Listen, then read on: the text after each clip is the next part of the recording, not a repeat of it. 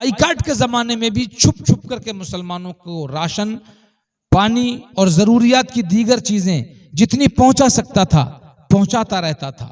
Hisham बिन अम्र बिन रबिया था, ये शख्स अपने घर से उठा और एक दूसरे मुशरिक के मक्का के पास पहुंचा और कहा कि सोचो यार, हम तो जिंदगी आराम से गुजारें, जब तारीख लिखी जाएगी तो ये जरूर लिखा जाएगा कि कुछ लोग ऐसे थे मक्का में कि जिनके भाई कैदोबंद की जिंदगी गुजार रहे थे और वो आराम से अपने घरों में आराम की जिंदगी गुजार रहे थे, कितनी बदनामी होगी। अरब के लोगों में ये खासियत थी कि वो बात के बहुत धनी हुआ करते थे, गैरतमंद हुआ करते थे। तो उस दूसरे वाले ने कहा कि यार मैं अकेला इसमें क्या कर सकता हूं।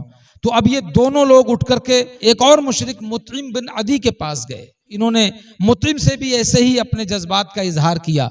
तो मुतइम ने कहा कि यार हम 3 लोग इसमें क्या कर सकते हैं, कम से कम एक आदमी और हो। तो ये तीनों मिलकर के अबुल बुख्तरी के पास गए और उससे भी यही कहा कि देखो दुनिया क्या कहेगी कि इनके कुछ भाई कैदोबंद की मुसीबतें उठा रहे हैं और ये अपने घरों में चैन की नींद सो रहे थे, लिहाजा कल को जब तारीख लिखी जाएगी तो ज़माना हमें किन नज़रों से देखेगा।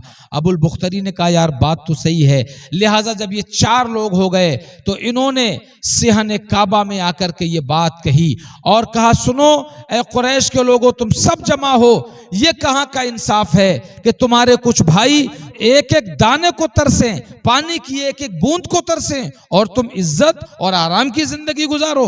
लिहाजा हमें यह बात समझ में नहीं आती कि मोहम्मद और उनके साथियों का इस कदर खतरनाक बाइकाट किया जाए। ये बात हजरत अबू तालिब भी बैठे हुए सुन रहे थे। जब उन्होंने ये बात सुनी तो उठ करके करीब आए।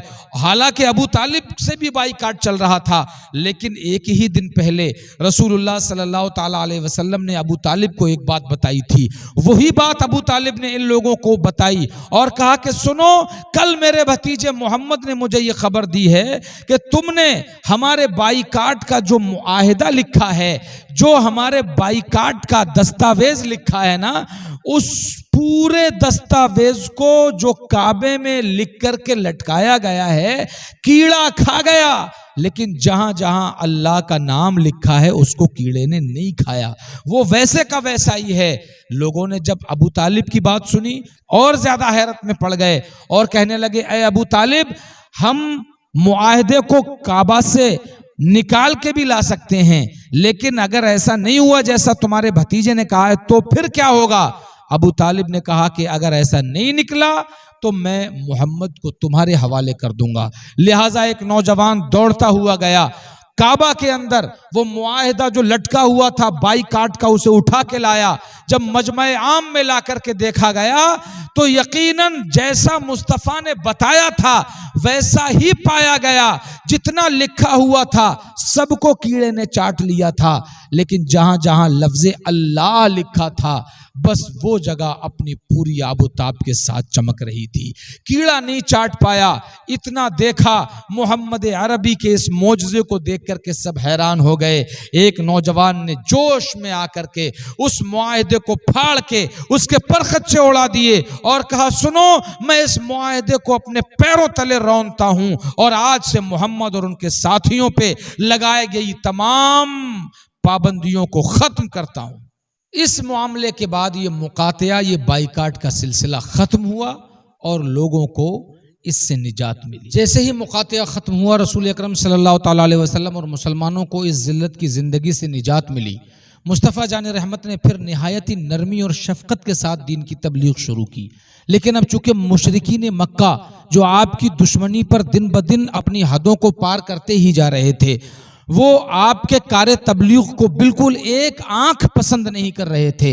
उन्होंने भी बाहम मशवरा करना शुरू कर दिया कि ऐसा करो, अब मुकातिया का मुआहिदा तो खत्म हो गया, बाइकाट तो खत्म हो गया, अब इनकी बातें सुनने से लोगों को रोको, क्योंकि यही रास्ता है कि जो इनकी बातें सुन लेता है वो इनका हो जाता है। लिहाजा सुनने ही ना दो कि जो कोई इनका हो पाए। इत्तिफाक से उन्हीं दिनों कबीले दोस का एक सरदार तुफैल बिन अम्र मक्का में आया हुआ था खाना काबा का तवाफ करने। वो अपने कबीले का बासर सरदार था और उसके इलाके में उसका सिक्का चलता था। बहुत बासर और पुरवकार शख्सियत का मालिक था। जैसे ही उसके आने की इत्तला कुफार कुरैश को मिली तो उन्होंने मक्का से बाहर ही जाकर उसका इस्तकबाल किया और वहीं बैठ करके ठीक से उसको समझा दिया।